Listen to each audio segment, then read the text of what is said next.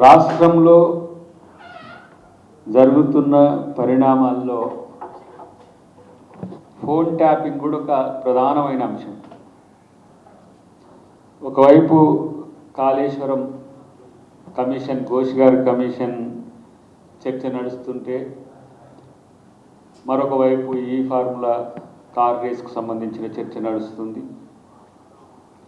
సుదీర్ఘకాలంగా ప్రభాకర్ రావు గారి యొక్క భారతదేశంలో వారు లేకపోవడం వల్ల, అమెరికా పారిపోయిండా ఉద్దేశపూర్వకంగా పోయిండో తెలియదు, కానీ వారి ఆబ్సెన్స్ వల్ల కూడా గత ప్రభుత్వ హయాంలో జరిగిన ఫోన్ ట్యాపింగ్ కేసుకు సంబంధించి విచారణ వేగవంతమవుతున్న పరిస్థితి.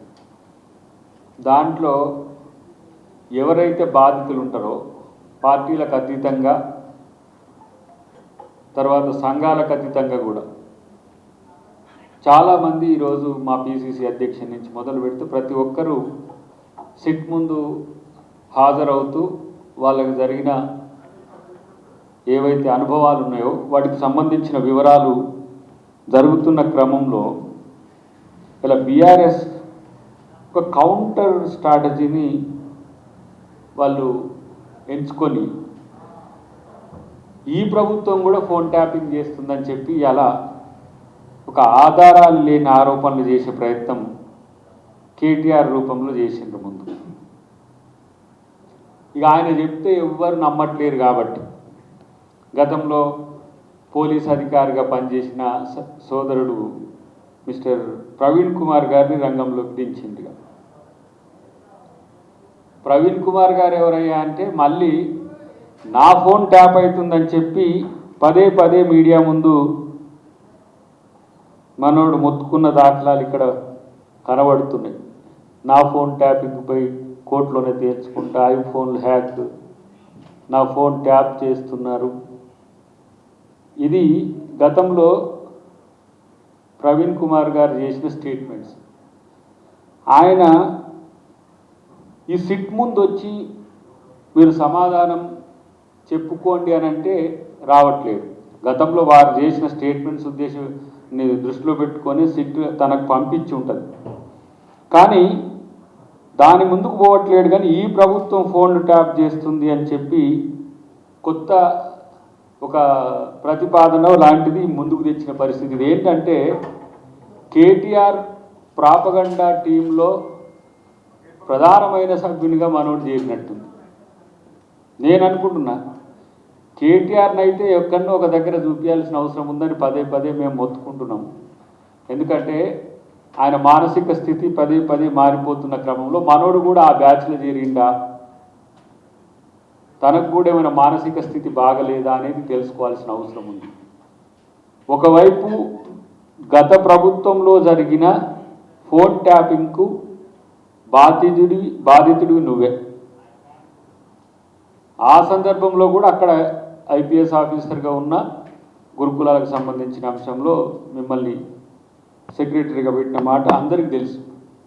అక్కడి నుంచి బయటకు వచ్చిన తర్వాత మీరు పార్టీ బీఎస్పీలో చేరిన తర్వాత మీరు చేసిన స్టేట్మెంట్స్కు మీరే కాంట్రడిక్టరీగా మాట్లాడుతున్న తీరు చూస్తే మతి భ్రమించిందా అనే ఒక ఆలోచన వస్తున్న పరిస్థితి.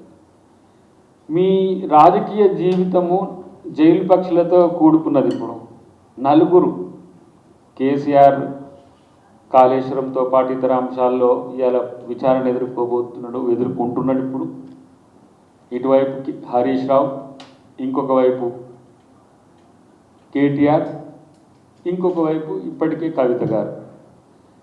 ఇప్పుడు కవిత ఫోన్ కూడా ట్యాప్ అయిందని చెప్పి ఆమె స్వయంగా చెప్తున్నది.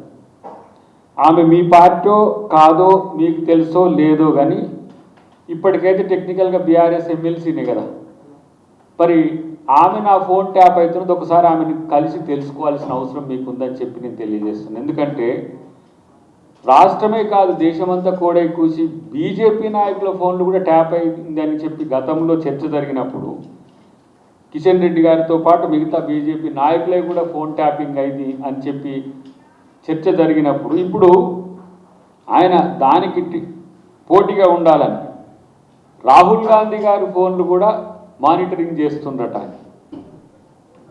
ఇలాంటి ఆధారాలు లేని ఆరోపణ వల్ల మీ క్రెడిబిలిటీ మాట పక్కన పెట్టు, లీగల్గా ఎన్నో సమస్యలు ఎదుర్కోవాల్సి వస్తే ఆ చిక్కుల్లో పడాల్సిన సందర్భం వస్తుందని మిత్రునికి నేను హితవు చెప్తున్నాను. వాళ్ళకేం పని లేదు, కేసీఆర్ ఫ్యామిలీకి అందిన కాడికి దోచుకున్నారు, తెలంగాణను సర్వనాశనం చేసిండ్రు. వాళ్ళకి ఇప్పుడు ఇంకా వేరే మార్గం లేదు జైలు తప్పితే. కానీ వాళ్ళ గాయలే నువ్వెందుకు పడుతున్నావు? గతంలో తెలంగాణ సమాజంలో ఒక క్రెడిబిలిటీ ఉన్నోనిగా నీకు గుర్తింపు ఉన్నది. వాళ్ళు అన్నీ అనుభవించి తెలంగాణను ఇలా దోచుకున్న దొంగల పంచిన చేరాల్సిన అవసరం నీకేంటి? అక్కడ పార్టీలో జాయిన్ అయినంత మాత్రాన తప్పును తప్పుగా చూపే విఘ్నత ఎటుపోయింది, ఆత్మగౌరవం ఎటుపోయింది, పౌరుషం ఎటుపోయింది, తెలంగాణ యొక్క దళిత బిడ్డలుగా దళితులకు మోసం చేసిన కుటుంబం పంచిన చేరియాల ముఖ్యమంత్రి గారి మీద మీరు స్టేట్మెంట్ ఇస్తున్న తీరు చూస్తే రేవంత్ జైలుకు వెళ్తాడని చెప్పి ఆయన స్టేట్మెంట్ ఇచ్చిండు.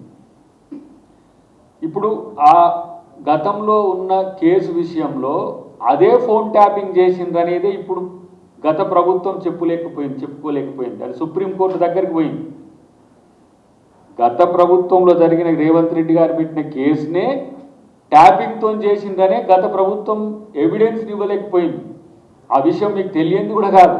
కానీ దాన్ని ఇటరేట్ చేసి ఇవాళ రేవంత్ రెడ్డి గారి యొక్క ఇమేజ్ని డ్యామేజ్ చేయడానికి కేసీఆర్ కూటమితో కలిసి నువ్వు చేసే ఈ ప్రయత్నం ఏదైతే ఉందో అది నిజంగా చెప్తున్నా అదొక తెలివి తక్కువ చర్య తప్పితే మరొకటి కాదు. నేను ఒక మాట చెప్తున్నా మిత్రునికి, నిజంగా నీ ఆత్మ ప్రబోధానుసారమో నీ ఇష్టం ప్రకారమే ఇది మాట్లాడుతున్నావా అనేది ఒకసారి క్రాస్ చెక్ చేసుకోవాల్సిన అవసరం ఉంది. రాజకీయాల కోసం మీతో పాటు నేను టీఆర్ఎస్లో ఉన్న చాలామందిని, శ్రవణ్ గారితో పాటు ఇంకా కొంతమందిని ఈ విషయాలు భవిష్యత్తులో ఇంకా అడిగే ఉన్నాయి. ఎందుకంటే తెలంగాణను ఇంత పెద్ద ఎత్తున వంచిన కుటుంబంతో కలిసి ఇలా తెలంగాణ ప్రజలు ఇచ్చిన తీర్పుతో వచ్చిన ముఖ్యమంత్రి గారి పట్ల బీఆర్ఎస్ పార్టీ నాయకత్వం చేస్తున్న యొక్క ఆరోపణలు మీ నోటితో వస్తున్నాయి. వాళ్ళకి ముఖం లేదు. ఇంకా ఆమె కవిత గారు బయటకు వచ్చి మొత్తం అవన్నీ కూడా చెప్తున్నది. ఇప్పుడు బయటికి ఒక్కొక్కటి చెప్పక నేను నర్మగర్భంగా చెప్తున్న పరిస్థితి. వాళ్ళ కుటుంబంలో వాళ్ళ యొక్క పనితీరును, వాళ్ళ ఫోన్ ట్యాపింగ్ను, వాళ్ళ దోపిడిని తట్టుకోలేక బయటకు వచ్చి చెప్తుంటే మీకెందుకు ఈ దుగ్ధ? దొంగల పంచిన దేరితే మంచోళ్ళు ఏమన్నా అవుతారా? మీరు దొంగలను సపోర్ట్ చేస్తే ఏమైనా మంచోళ్ళు అవుతారా? ఇది ఆలోచించుకోవాల్సిన అవసరం ఉంది. ప్రత్యేకించి కొన్ని మీడియా కథనాలు వచ్చినాయని అవి ఇవని చెప్తున్నారు. నేనేమంటున్నా అంటే మనోడు ఒక 650 కోట్లు పెట్టి బ్రాండింగ్ చేసుకుంటున్నాడు కేటీఆర్. ఆయన ఎక్స్పోజ్ చేసుకోవడానికి ఆఫ్టర్ కేసీఆర్ ఎవరు అంటే ఆఫ్టర్ కేసీఆర్ కేటీఆర్ ఉంటాడని చెప్పడానికి అటు పోయి రాజస్థాన్లో ఇక్కడ పోయి ఆడ ప్రెస్ మీట్లు లేకపోతే అమెరికాలో పోయి స్పీచ్లు ఇచ్చొచ్చు. మొన్న ఏదో జూన్ 2 రోజు తెలంగాణలో చేసుకోవాల్సిన పండుగ కాస్త పోయి అమెరికాలో చేసుకున్నట్టుగా అట్లా బ్రాండింగ్ చేసుకోవడానికి కోట్ల రూపాయలు వెచ్చించి చేస్తున్నాడట. ఎవరైతే మీడియా మిత్రులు కూడా అదే ఆరోపణ కూడా ఏ థంబ్నెయిల్స్ మా మీద ఇష్టానుసారంగా పెడుతున్నారని చెప్పి గగ్గోలు పెట్టి బాధపడుతున్నారో వాళ్ళు పెట్టించే థంబ్నెయిల్స్లో వాళ్ళు చేసే ప్రాపగండాలో మీరు బలి కావద్దు. ఎందుకంటే వాళ్ళు దేనికైనా ఏది సిగ్గు లజ్జ లేకుండా దేనికైనా దిగజారగలరు. మిమ్మల్నే వినియోగించుకుంటారు, మీతోనే అబద్ధాలు ప్రచారం చేస్తారు, మిమ్మల్నే మీ మీదనే దాడులు కూడా చేస్తారు. ఇలాంటి సంస్కృతి ఇంకా ఎక్కడ ఉండదు. అంటే అన్నం పెట్టినోనికి సున్నం పెట్టే కల్చర్ బీఆర్ఎస్ పార్టీకి కేసీఆర్ కుటుంబానికి తప్పితే ఇంకెవరికి లేదు. అందుకనే మిత్రుడు నేను ప్రవీణ్ కుమార్ గారికి చెప్పేది అదే, క్రెడెన్షియల్స్ క్రైసిస్లో పడుతున్న క్రమంలో ఇలాంటి పనికిరాని వాళ్ళ కోసం మీరు అబద్ధాలను ప్రచారం చేసే పని పెట్టుకోవద్దని చెప్పి నేను సీరియస్గా చెప్తున్నా. అన్నిటికంటే ఎక్కువ మాట్లాడితే సిబిఐ అంటున్నాను. సిబిఐ అంటేనే మీరు బీజేపీ బీఆర్ఎస్ కలిసి అన్నట్టు. ఇక్కడ ఈ రాష్ట్ర ప్రభుత్వం చేసే ఇప్పుడు మొన్ననేమో ఆంధ్రప్రదేశ్కు సంబంధించిన అంశంలో ఆంధ్రప్రదేశ్ ముఖ్యమంత్రి మాట వింటున్నారు కానీ తెలంగాణ ముఖ్యమంత్రి మాట వింటలేరు. ఇదే సిబిఐ గతంలో ఎన్నో విమర్శలు చేసిన వాళ్ళు ఇక్కడ సిట్టుకు ముందుకు రావేంటే రాడు, కానీ సిబిఐతో తెలుసుకుందాం, కాళేశ్వరం అంటే సిబిఐ అంటే మాకు బీజేపీది కాబట్టి మా వాళ్ళది అని చెప్పుకో ధీమా తప్పితే దీంట్లో మనకేం కనబడట్లేదు. సాక్ష్యాలు లేకుండా ఆధారాలు లేకుండా ఎవరి మీదనైనా ఏ చర్యలైనా తీసుకోవడానికి అవకాశం ఉంటుందా? సిట్ అయితే ఏంది, సిఐడి అయితే ఏంది, ఇక్కడ ఉన్న ప్రాపర్ ఎంక్వైరీ ఎక్కడ లోకల్ స్టాండింగ్ ఉంటుందో అక్కడే ఇలా విచారణ జరగాల్సిన అవసరం ఉంది. అది పక్కన పెట్టేసి కేటీఆర్ మాట్లాడినట్టుగా ఊకే సిబిఐ లేకపోతే కేటీఆర్ మాట్లాడతలేడు, కేసీఆర్ ఏదో కేటీఆర్ మాట్లాడుతుండొచ్చు కానీ కేసీఆర్ మాట్లాడట్లేదు. ఇలాంటి పరిస్థితి తర్వాత నిన్న మనోడిసి మాట్లాడుకుంటా నా రక్తం మరిగిపోతున్నది, మైనంపల్లి లాంటి వాడు ఉంటే నేను ఇప్పుడు డ్రెస్ ఉంటే నేను అరెస్ట్ చేసి పడుతుంది అని చెప్పి చాలా ఎక్కువ మాట్లాడుతున్నాడు. నీ పక్కన ఉన్న ఆయన నీకు ప్రొవోక్ చేస్తున్న ఆయన కేటీఆర్ మాటలు చూసి రక్తం మరుగుతలేదా? ఏం భాష మాట్లాడుతున్నాడు, ఎట్లాంటి దిగజారుడు రాజకీయాలు చేస్తున్నాడు. నీ రక్తం ఎప్పుడో గులాబీమయం అయిపోయింది ఎర్ర రంగు నుంచి మిత్రమా. ఇంకా గులాముగా మారదు. ఎందుకంటే సామాజిక ఉద్యమకారులు మిమ్మల్ని గౌరవించి గతంలో మిమ్మల్ని ఒక పొజిషన్లో చూసిన పరిస్థితి నుంచి ఇంత దిగజారిపోతుంటే పిటి అనిపిస్తుంది తప్పితే కోపం కంటే ఎక్కువ కూడా పిటి అనిపిస్తుంది నిన్ను చూస్తే. ఇలా మాలాంటి వాళ్ళు వచ్చి కూడా మీ గురించి ప్రెస్ మీట్ పెట్టాలంటే కూడా ఎవడో చెప్పిన మాటలకు మీరు చిలక పలుకులు వలుకుతుంటే అది మాకుగా ఇబ్బందికరంగా ఉంది, మీకెందుకు ఉండలేదు నాకు అర్థం కాదు. అంటే రాజకీయాల కోసం ఎన్ని అబద్ధాలు ఆడడానికైనా ఎంత ప్రాపగండా ఏజెంట్గా ఉండడానికైనా సిద్ధపడడం అనేది రాజకీయ దిగజారుడితనానికి అది నిదర్శనం అనే విషయాన్ని తెలుసుకుంటే మంచిది. అన్నిటికంటే నేను అంటున్నా, ఇలా ఇక్కడ ఈ ప్రభుత్వంలో జరుగుతున్న అవినీతి అక్రమాల మీద అని చెప్పి ఓ పెద్ద ఎత్తున పడితే ఇక్కడ అసలు లా అండ్ ఆర్డర్ ఉందా, అసలు ఏం జరుగుతుందని చెప్పి ఆవేదన పడుతున్నావు కదా. ఇలా దిశ సంబంధించిన చర్చ మీరు చూడండి. దిశకు సంబంధించి దేశం కాదు ప్రపంచం మొత్తం జరిగింది, అది బీఆర్ఎస్ హయాంలోనే. పాత నగరంలో కర్ఫ్యూలు పెట్టే పరిస్థితి మళ్ళీ మీరు వచ్చినాకనే వచ్చింది. నాటి రోడ్డు మీద ఇది అడ్వకేట్ దంపతులను మంథనిలో ఏ విధంగా చేసారో అట్లా చెప్పుడు వందలు ఉన్నాయి. అసలు లా అండ్ ఆర్డర్ కాదు, రాజరికాన్ని దాటి నియంతృత్వాన్ని దాటి ఫాసిజం వైపు పోతున్న క్రమంలో కదా ప్రజలు కింద కూర్చోబెట్టింది ఇలా కేసీఆర్ని. నాకు అసలు ఇన్ని మాట్లాడుతున్నా నాకు అసలు డౌట్ ఏంటంటే మొన్న ఈడనే మాట్లాడిన నేను ఒకటి ఏంటిది, పాపం కేసీఆర్ ముసలోడైండు, హాస్పిటల్లో పడ్డాడు, ఉంటాడో పోతాడో అని అందరూ అనుకుంటుంటే వీళ్ళకేంది ఇంత బరి తెగించి కొట్లాడుతున్నారు అన్నదాన్ని ట్రోల్ చేసిండ్రు. దయాకర్ ఇట్లా మాట్లాడుతుండట. కనీసం మీ కేసీఆర్ మీద కన్సోల్ అన్న ఉన్నదిరా బాబు. మీరు చేసే శకలు చూస్తుంటే కన్సోల్ పక్కన పెట్టి మీలాంటి దరిద్రులు ఎందుకు రాజకీయంగా ఉన్నారు అనిపిస్తుంది నాకు. ఇప్పుడు ఈ కేటీఆర్ వ్యవహార శైలి చూస్తుంటే చెడిపోయిండు, నువ్వు చెడిపోవడం కాక వీళ్ళని కూడా చెడగొడతావా? హరీష్ రావు మెయింటైన్ చేస్తున్నట్టు డెకోరం, కానీ కేటీఆర్ అంటగాగుతున్న ఎవరైనా సరే మిమ్మల్ని ఇంకా పాతాళంలోకి దిగదారుస్తాడనే విషయాన్ని గుర్తుపెట్టుకోండి. అక్కడ ఆత్మగౌరవం, పౌరుషము, ఆత్మాభిమానము ఇట్లాంటి పదాలకు అర్థం ఉండదు.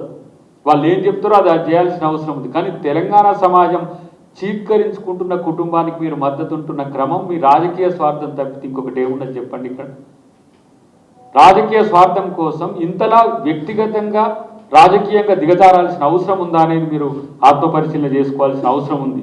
కాబట్టి ఇక మాట్లాడదాం, మనం ఇష్టం వచ్చినట్టు మాట్లాడదాం, నోటికి వచ్చినట్టు మాట్లాడదాం, ఏముందిలే ఏదో మాట్లాడితే మనల్ని అనేటోళ్ళు ఎవరనంటే చిక్కుల్లో పడతారు, జాగ్రత్త. అది ఎవరైనా సరే, అది వ్యక్తులైనా మీడియానైనా. నేను కొంతమంది మీడియా మిత్రుల యొక్క థంబ్నెయిల్సే కాదు వాళ్ళ వ్యూస్ కూడా మేము అబ్జర్వ్ చేస్తున్నాం. ఇవాళ అంతలా ఏమంటాము దిగజారడానికి అంత పొటెన్షియల్ ఏముందని, ప్రభుత్వం చేస్తున్న మంచి పనుల మీద లేని శ్రద్ధ, పనికిరానోడు చేసే ప్రాపగండా మీద ఎందుకు మీకు అంత ఇంట్రెస్ట్? ప్రజలు కాదా లక్ష్యం? విమర్శించండి మమ్మల్ని, ఎవరొద్దంటుండ్రు? విమర్శ కాదు, మీకుండే డెమోక్రటిక్ రైట్ను వాడు మీకు ఉన్న ప్రతి ఒక్క అంశాన్ని వినియోగించుకోండి. కానీ పనికిరాని సన్నాసులు పంచిన ఎందుకు చేరాల్సిన అవసరం ఉంది?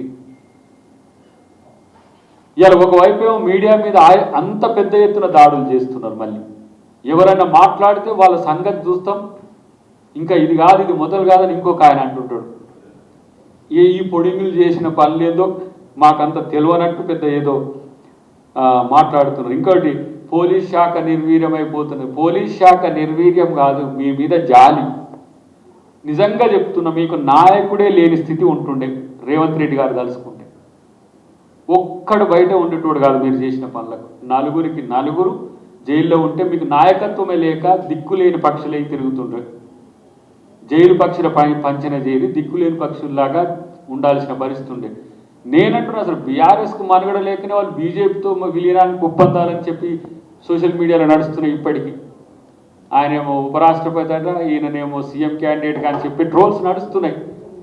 బీజేపీతో బీఆర్ఎస్ పొత్తుకు చర్చ మొదలైందని చెప్పి నడుస్తున్న క్రమంలో ఇలాంటి ప్రకటనల వల్ల కొంచెం, ఎందుకంటే మావన్ మీద కొంచెం సానుభూతి ఉంటుంది ఆర్ఎస్ ప్రవీణ్ కుమార్ మీద. ఏంటంటే సమాజంలో కొంత కింది వర్గాల కొరకు చేసిండ్రు, ఆ వర్గాలకు చేసిండ్రు కాబట్టి ఆయన మాట్లాడే దాంట్లో నిజం ఉంటుందని చెప్పి నమ్మే అవకాశం కూడా ఉంటుంది. కాబట్టి మిత్రమా ఇది తగదు అని చెప్పి ఒక చిన్న సాఫ్ట్ హెచ్చరిక లాంటిది మాత్రమే. ఇప్పుడు ఎవరి ప్రోద్బలంతో నడుస్తున్నదా నేనంటున్నా, అసలు పూర్తి స్థాయిలో సిట్ చేస్తున్నదా? నా వ్యక్తిగతంగానే చెప్తున్నా, నా ఫోన్ ట్యాప్ అయిందనే అనుమానం నాకుంది, కానీ నాకు రాలే. అంటే నాలాంటోడు నేను అనుకుంటున్నా, ఇన్ మై నాలెడ్జ్ 2011 నుంచి నా ఫోన్ ట్యాప్ అయి ఉండే. హిడెన్ ఎజెండా కాదు, అంత పెద్ద ఎత్తున విధ్వంసకరమైన ఎజెండా ఉంది వాళ్ళది. ఎంతమందిని చేయాలి, ఏ రంగం అని చేయాలి? నేను చెప్తున్నా ఈరోజు మిత్రుడికి, రేపు ఆ రిపోర్ట్ వచ్చిన తర్వాత తలబట్టుకోవడం కాదు, ఇట్లా కూడా పరిపాలన చేయవచ్చా? ఇట్లా చేస్తారా పరిపాలకుడు అంటే? వాళ్ళకి ఇంత స్వేచ్ఛ ఉంటుందా? ఇంత అశ్లీలతతో కూడుకోనో, లేకపోతే ఇంత అవినీతితో కూడుకోనో, ఇంత వ్యక్తిగత హరణం నుంచి మొదలు పెడితే ప్రతి ఒక్క అంశంలో వాళ్ళు చేసిన విధ్వంసం చూస్తే, కొన్ని రిపోర్ట్స్ చూస్తే మనం ఆథెంటిక్గా లేవు చేయబట్టి వాటి ప్రస్తావన తెలియము. కానీ ఇంతలా ఎందుకు అంత అవసరం ఏముండే వ్యక్తిగత జీవితాల్లో కూడా అనేది సభ్య సమాజమే బాధపడే పరిస్థితి ఉంటుంది. కాబట్టి హిడెన్ ఎజెండా కాదు, అసలు ఎజెండానే రాలేదని నేను అనుకుంటున్నా. అది ఆయనకి ఎవరు చెప్పింది? ఆయన చెప్పమని వాళ్ళు చెప్పిర్రటన ఈయనకు, కేటీఆర్కి చెప్పిండ్రా, లేకపోతే ఏ ఆధారంతో మాట్లాడుతున్నారు అంటే ఇది ప్రాపగండకి ఇట్లనే ఉంటుంది. సపోజ్ ఇప్పుడు మనలో ఎవరినో ఒకరిని పెట్టి మీరు పోయి అక్కడ బ్యాంకులోకి పోయి దొంగతనం చేసి వచ్చిందట అంటే ఇక మనం చెప్పుకోవాలన్నట్టుగా, ఈ ముగ్గురు మంత్రుల మధ్యన పంచాయతీ పెట్టేస్తే ఏంది మా ఫోన్ ట్యాపింగ్ చేస్తున్నట్టని చేసి అనుమానం పెట్టాలంటే వాళ్ళు ఎంత పకడ్బందీగా కలిసి ఉన్నారో మీ యొక్క స్ట్రాటజీస్కు వాళ్ళ టాక్టిక్స్కు మా మంత్రులు మా పార్టీ వాళ్ళు ఎవరు వాళ్ళ ట్రాప్లు పడడానికి సిద్ధంగా లేరు. నేనేమంటున్నా అంటే, మీ పార్టీలో మీ ముఖ్య నాయకురాలు కేసీఆర్ గారి కూతురే నా ఫోన్ ట్యాపింగ్ జరిగిందని చెప్తున్నాడు. ఫస్ట్ మీరు అది చూసుకోండి ఏం జరుగుతుందో. కవిత ఫోన్ ట్యాపింగ్ చేసింది ఎవరో మీరు తెలుసుకోరి. అడుగు, నువ్వు పోయి కేటీఆర్ నువ్వేమైనా చేసినావా అని, లేకపోతే కేసీఆర్ని పోయి అడగండి మీరేమైనా చేసిండ్రా అని అడుగురి. ఈడ కాదు, ఆ రాష్ట్రంలో ఉండే ఎవరు షర్మిల గారి దాని మీద కూడా చర్చ జరిగింది. కాబట్టి అలా ఫోన్ ట్యాపింగ్ అనేది శాంతి భద్రతలకు సంబంధించిన అంశంలోనో, లేకపోతే ఈ దేశ యొక్క సార్వభౌమత్వానికి సంబంధించిన అంశంలోనో అవన్నీ చెప్పినవి మనం ట్రాయ్ ప్రకారము టెలిగ్రాఫిక్ యాక్ట్ ప్రకారం చేయవచ్చు. అది చేసేది అది వేరే అంశాల్లో వస్తుంది. కానీ ఇక్కడ జరుగుతున్న ఏంటి, పిసిసి ప్రెసిడెంట్ ఎందుకు చేయాల్సి వచ్చినాయి, ఎక్స్ ఎందుకు చేయాల్సి వచ్చినాయి, వాళ్ళను మళ్ళీ వాళ్ళు మావోయిస్టు సానుభూతి పరులని, లేకపోతే వాళ్ళ అసాంఘిక కార్యక్రమాలతో ఉన్నదనే బేస్తో చేసిన పరిస్థితి. కాబట్టి వాళ్ళ ఆరోపణలు ఆధారాలు లేవు అని ఎందుకు అంటున్నామంటే, మనం ఫోన్ ట్యాపింగ్ మొదలు పెట్టంగానే అవతల ఫోన్ ట్యాపింగ్ అని చర్చ చేస్తారు. మనం కాళేశ్వరం అవినీతి అనగానే ఇప్పుడు జరిగిన ప్రాజెక్టుల మీద అవినీతి అంటే చర్చ చేస్తారు.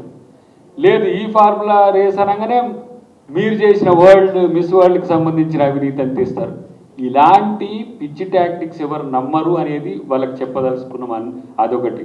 రెండవది, రాహుల్ గాంధీ గారి ఫోన్ మానిటరింగ్ చేస్తున్నట్టు అని ఎవరు చెప్పింది? ఇది కాదా ఎర్రగడ్డ ముచ్చట? ఇంతకంటే ఎక్కువ నువ్వు పోలీస్ ఆఫీసరు ఇట్లాంటి ఆరోపణలు ఆధారాలు లేని ఆరోపణలు చేస్తే నీ మానసిక స్థితి మంచిగా ఉందని ఎవరన్నా అనుకుంటారా బ్రదర్? ఇక కేటీఆర్ రాసిచ్చింది చదవడానికి ఇంత తిప్పలు పడుతున్నావు ఎందుకని నేను ఇలా ఈ ప్రెస్ మీట్కి వచ్చిన అన్నిటికంటే నేను ఒక మాట అయితే చెప్పాల్సిన అవసరం ఉంది. ఎందుకంటే మామూలుగా నాయకుడిని కాపాడుకోవడానికి ద్వితీయ శ్రేణి నాయకత్వము, తృతీయ శ్రేణి నాయకత్వం అవసరమైతే కింద ధర్నాలు చేస్తారు, నిరసనలు చేస్తారు. ద్వితీయ శ్రేణి నాయకత్వం మీడియా ప్రొటెక్షన్ చేస్తుంది, ఏ స్థాయికైనా ఎక్స్టెంట్కి పోతారు. కానీ ఈ దొంగల్ని కాపాడటానికి ఎందుకు మీరు ఇంత త్యాగాలు చేస్తున్నారు? ఇంతలా వ్యవస్థలను దిగజార్చిన ఈ కుటుంబం ఈ తెలంగాణలో తెలంగాణ యొక్క సంపదను, తెలంగాణ యొక్క ఆస్తులను తెగనమ్మి అప్పుల పాలు చేసి తెలంగాణ యొక్క అస్తిత్వమే ప్రమాదంలో పడే స్థితికి తెచ్చిన వీళ్ళ పట్ల మీ సానుభూతికి వీరితో పాటు నేను ఎందుకు శ్రవణ్ గారిని కూడా అంటున్నా అంటే మాతో కలిసి పనిచేసిండు కాబట్టి, కలిసి పనిచేసినప్పుడు నీ విమర్శలు మేము కూడా ఫాలో అయిన వాళ్ళం కాబట్టి అది నీటి విషయంలోనైనా ఇంకే ఏ విషయంలోనైనా పార్టీ మారి అధికారం ఇటు వచ్చి మీకు పదవులు వస్తే లేకపోతే పదవుల కోసం అబద్ధాలు నిజమెట్లయితే నిజాలు అబద్ధం ఎట్లయితే వాస్తవం వాస్తవమే కదా. కాబట్టి ఇది ఒక పొలిటికల్ ప్రాపగండా కోసం చేస్తున్న ఒక ప్రయత్నం తప్పితే మరొకటి కాదుగో. మనోని మీరు చూపిస్తే చూపిరి నా ఫోన్ ట్యాపింగ్ చేస్తున్నారని ఇది ఈనాడు కొన్ని మచ్చుకు చూపిస్తారు. ఇంకో సాక్షి బీఆర్ఎస్ బీజేపీ నా ఫోన్ ట్యాప్ చేస్తున్నాయి. బీఎస్పీ రాష్ట్ర అధ్యక్షుడు ఆర్ఎస్ ప్రవీణ్ కుమార్ గారు. ఇంకో ఫోన్లు ఐఫోన్లు హ్యాక్, తెలంగాణలో కొత్త అలజడి. అప్పటి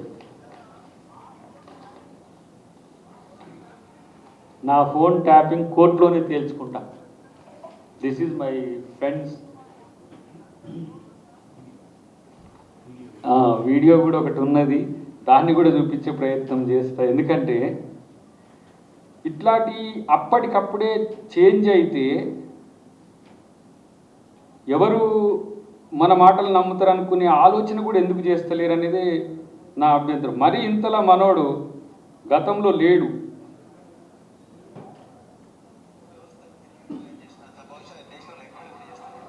ముఖ్యమంత్రి తన బంధువైన ఒక ఎస్ఐ 2007 బ్యాచ్కి చెందిన ఎస్ఐకి రాత్రికి రాత్రి రహస్య జీవ తీసి ప్రమోషన్ ఇచ్చాడు. ఆయన చేసిన గొప్ప పని ప్రమోషన్ ఎప్పుడు ఇస్తారంటే యాక్సిడెంట్ ప్రమోషన్. ఉగ్రవాద కార్యకలాపాలకు వ్యతిరేకంగా పోరాడి ప్రాణాలు తెచ్చి పోరాడినప్పుడు వాళ్ళ ప్రతిభా పాఠవాలను గుర్తించి వాళ్ళ సేవలు గుర్తించి ప్రమోషన్ ఇస్తారు. అది జీవో నెంబర్ 250. కానీ ఇలా జరుగుతున్నది ఏంటయ్యా అంటే ఇలా మా ఫోన్లు హ్యాక్ చేస్తున్నందుకు, మా ఫోన్లు ట్యాప్ చేస్తున్నందుకు డీజీపీల ఫోన్లు, రేవంత్ రెడ్డి ఫోను, బండి సంజయ్ ఫోను, లేకపోతే ప్రవీణ్ కుమార్ ఫోను, వీళ్ళందరి ఫోన్లు ట్యాప్ చేస్తున్నందుకు బహుమతిగా ముఖ్యమంత్రి డైరెక్ట్ గా ఆయనతో కనెక్షన్ పెట్టుకుని ఆయన బంధువు అయిన దుగ్గ్యాల పండితరావుకు మరి అలా ప్రమోషన్ ఇచ్చాడు. అది తప్పు అంటున్నాను, చట్ట విరుద్ధం. అది ప్రజాస్వామ్య హక్కులను భగ్నం చేయడం అని నేను అంటా ఉన్నా. ఇది నాడు నేడు అని గతం ఇప్పటికి కూడా పెట్టి చూపిరు ఆయన. ఎందుకంటే ప్రవీణ్ రావు, ప్రభాకర్ రావు, శ్రవణ్ రావు ఇప్పుడు మీరు చూస్తున్నారు కదా, వీళ్ళందరి హయాంలో జరిగిన పరిపాలన విధ్వంసం అంటే మళ్ళీ అధికారంలోకి రావడానికి వాళ్ళు చేసిన విధ్వంసకరమైన రాజకీయాలు భవిష్యత్ తరాలకు ఒక ఏమంటాము బ్యాడ్ రిమార్క్గా ఉండే అవకాశం ఉంటుంది. ప్రజలు మీరు మంచిగా పరిపాలిస్తారని ఓట్లేస్తారు. పరిపాలించిన తర్వాత పరిపాలన కొనసాగడానికి అసలు విషయం ఏంది? కాంగ్రెస్ పార్టీకి 100 సీట్లు వచ్చాయట, ఎవరో మిత్రుడు చెప్తున్నాడు. ఫోన్ ట్యాపింగ్ వల్ల 64 వచ్చినాయట. ఇంత విధ్వంసం చేసినా కూడా ప్రజలు ఏ స్థాయిలో కాంగ్రెస్ పార్టీకి ఓటేసిండ్రో మీరు చూడండి. కాబట్టి మానవీయ విలువలు, రాజకీయ విలువలు, నైతిక విలువలు అని ప్రశ్నార్థకమవుతున్న పదాలు వాడుతున్నా కూడా అవి ఎప్పటికీ కూడా నిజాయితీ నిలబడే ఉంటుంది. అది గుర్తుపెట్టుకోండి. ఇప్పుడు మీరు కూడా దుర్మార్గపు ఆరోపణలు చేసినా ప్రజలు తేల్చుకుంటారు. చివరిగా నేను ఒక మాట చెప్పాలి. ఎందుకంటే రేవంత్ రెడ్డి గారి మీద మూకుమ్మడిగా కేసీఆర్ కుటుంబం చేస్తున్న ఈ దాడి కేవలం తన క్యారెక్టర్ అసాసినేషన్ కొరకు చేస్తున్న దాడి. ఒకవైపు ప్రభుత్వం చేస్తున్న పథకాల అమలుకు సంబంధించి గ్రౌండ్లో వస్తున్న పాజిటివిటీని, లేదంటే ఇంత మంచి కార్యక్రమాలు చేసుకుంటూ పోతుంటే ఇంకా మనకెట్లా అనే ఒక ఫ్రస్ట్రేషన్. మామూలుగా నేను కూడా రేవంత్ రెడ్డి గారిని సమర్థించడం ఎట్లా సమర్థిస్తాను? నేను పిసిసి అధ్యక్షుడిగా ఉన్నప్పుడు సమర్థించిన, అంతకంటే ముందు సమర్థించిన, ఇప్పుడు కూడా నా ముఖ్యమంత్రి కాబట్టి నేను సమర్థిస్తాను. నా ముఖ్యమంత్రి లేదంటే రేవంత్ రెడ్డి గారు చేసే పనుల మీద ఒక విలువైన విమర్శ చేస్తే మిమ్మల్ని అప్రిషియేట్ చేయడానికి అవకాశం ఉంటుంది. సద్విమర్శ కూడా కాదు, చేసే పనిలో తప్పులను కాకుండా తప్పులు లేకున్నా తప్పుడుగా చూపించడానికి ప్రయత్నం చేస్తూ, తప్పుడు ప్రచారాలు చేస్తూ, తప్పుడు వ్యక్తులతో కలిసి ఉంటూ ఇంత దిగజారి రాజకీయాలు చేయడం అనేది ఇప్పటికైనా మానుకుంటే మంచిది. లేదంటే నేనంటున్నా, ఇప్పుడు ఇది రాజకీయంగా జరుగుతున్న ప్రెస్ మీట్లు ఇట్లాంటివన్నీ కూడా మేము మీ భావాలు చెప్పడానికి చెప్తున్నాయి తప్పితే తర్వాత లీగల్ యాక్టివిటీ మొదలవుతుంది. దానికి సంబంధించిన చర్యలు ఎవరికి ఇప్పుడు మీరు ఇస్తలేరు. పిసిసి గారు మాట్లాడితే లీగల్ నోటీస్ ఇచ్చి ఇప్పుడు ఆ సోయి మాకు లేదా? రాజకీయాన్ని రాజకీయంగానే చూడాలనుకుంటున్నాం. రాజకీయాల్లో అనవసరమైన మనోడు వైట్ ఛాలెంజ్ చేసినప్పుడు హైకోర్టుకే పోయి స్టే తెచ్చుకున్నాడు. మేమేం స్టేల కొరకు రాలే. ఆ రోజు ఛాలెంజ్ చేసి మొన్నే వాడపోయి మేము ఇక్కడ ఉన్న రోజు ఆయన ప్రెస్ క్లబ్లో తొడగొట్టి కూర్చున్నాడు కదా, వైట్ ఛాలెంజ్ చేసిన రోజు తొర్రుమని పారిపోయినాడు. ఈయన ఛాలెంజ్లు చేస్తేనే ఉరికి రావాలి.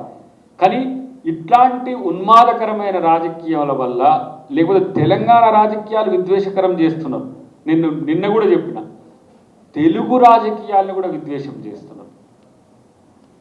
భారత రాష్ట్ర సమితి అని పేరు పెట్టుకోవడం, జై తెలంగాణ అంటారు, మళ్ళీ జై తెలంగాణ యొక్క ఆస్తులే దోచుకుంటారు, ప్రాంతాల మధ్యన విద్వేషాలు పెట్టుకుంటారు. మరి ఎలక్షన్ కమిషన్ ఎందుకు వీటి మీద తాత్సారం చేస్తుందని ప్రశ్నించినందుకు ఒక ఆయన చేసిండు, పార్టీని రద్దు చేయమని అంటావా? ఎట్లా తెలంగాణ తెచ్చిన పార్టీని అంటే, తెలంగాణ తెచ్చిన పార్టీలో తెలంగాణ ఎందుకు రద్దు అయిందో అడగమని చెప్పిన. తెలంగాణ తెచ్చినమనే పార్టీని, తెలంగాణ అస్తిత్వమే, తెలంగాణ ఆత్మగౌరవమే, తెలంగాణలో స్వీయ పాలనే వాళ్ళ లక్ష్యమైతే తెలంగాణ అనే పదాన్ని ఎందుకు మరి తీసేసినరో వాళ్ళని అడగమని చెప్తే దానికి సమాధానం లేదు. అవసరమైతే తెలంగాణ, లేదంటే నై తెలంగాణ. తెలంగాణలో పదవి కోసమేమో తెలంగాణ రాష్ట్ర సమితి అని పెట్టుకున్నారు, వ్యాపారం కోసమేమో బీఆర్ఎస్ అని పెట్టుకున్నారు, బిజినెస్ రాష్ట్ర సమితి. అన్ని రాష్ట్రాల్లోకి డబ్బులు పంపించడం, వ్యాపారాలు చేసుకోవడం, అదంతా ఏ ఒక్క అవినీతి అక్రమానికి సంబంధించిన అంశంలో కూడా ప్రభుత్వ పెద్దలు ఇవాళ సీరియస్గా సాక్ష్యాలతో కూడిన, ఆధారాలతో కూడిన అంశాల పట్లని మనం చర్యలు తీసుకోవాలనే తాత్సారం తప్పితే కక్ష సాధింపు చర్యలకు దిగి ఉంటే ఇలా మీరు మాట్లాడడానికి కూడా ఒక్కరు కూడా ఉండలేని పరిస్థితి ఉంటుంటే, మేమంటున్నాం ఒక సగటు ఆ రోజు తెలంగాణ ఉద్యమంలో ఉన్నాం, కాంగ్రెస్ పార్టీ కార్యకర్తగా కొట్లాడినాం, ఈరోజు ఎమ్మెల్సీగా ఉండొచ్చు కాక ఎవరిని ఉపేక్షించాల్సిన అవసరం లేదు. మమ్మల్ని అందరినీ జైలు కూడా చిప్పకూడు తినిపించిన పరిస్థితి ఉన్నది. ఆ రోజు తలుసుకుంటే ఆ రోజు ఎట్లా ఉందో ఆవేశం మాకు తెలుసు. ఇదే చెంచల్ కూడా జైల్లో పోయి 3 రోజులు చిప్పకూడు తిన్నప్పుడు మాకు అనిపించింది, సరే మేము ప్రజల కోసం తిన్నాం, కానీ మీరు ప్రజల సొమ్ము దోచుకొని తిన్నాం, మీరెందుకు మరి బయట ఉండాలంటే ఇలా ప్రజలు సమాధానం చెప్తారు డెఫినెట్గా. ఇలాంటివి ప్రాపగండా ఇట్లాంటి వాళ్లకు సపోర్ట్ చేయొద్దని చెప్పి నేను ఆర్ఎస్ ప్రవీణ్ కుమార్ గారికి హితవు లాంటివి చెప్తూ, భవిష్యత్తులో ఇట్లాంటి ఆధారాలు లేని ఆరోపణలు చేయొద్దని చెప్పి నేను డిమాండ్ చేస్తాను.